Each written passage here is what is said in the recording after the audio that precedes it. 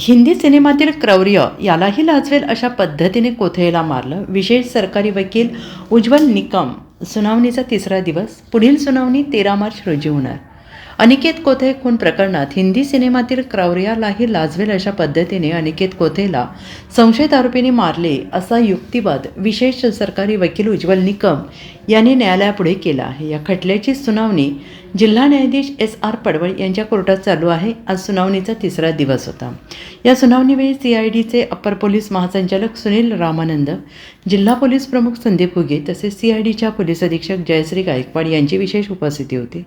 अनिकेत कोथळे खून खटल्याची सुनावणी आज तिसऱ्या दिवशी पुढे सुरू झाली आणि यात विशेष सरकारी वकील उज्ज्वल निकम यांनी त्यांचा युक्तिवाद पुढे चालू ठेवला. ते म्हणाले की अनिल लाड याने वापरलेल्या गाडीचा नंबर सांगितला, याशिवाय गाडीच्या मालकीबद्दल सांगितले होते. त्यावेळी परिस्थिती दाखवते की गाडी त्याची होती. यातील साक्षीदार प्रथम वर्ग न्यायदंडाधिकारी बुधवंत यांनी मृतदेहाचा इनक्वेस्ट पंचनामा केला होता. तसेच पंचांसमोर 2 पिशवीमध्ये जाळलेल्या मृतदेहाचे भाग भरून ते सील करून मिरज उपविभागीय पोलीस अधिकारी धीरज पाटील यांच्याकडे सुपूर्द केले.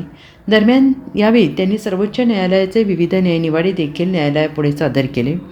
6/11/2017 रोजी सरकारी वकील चौरे यांना संशयित युवराज कामटे यांनी फोन केला.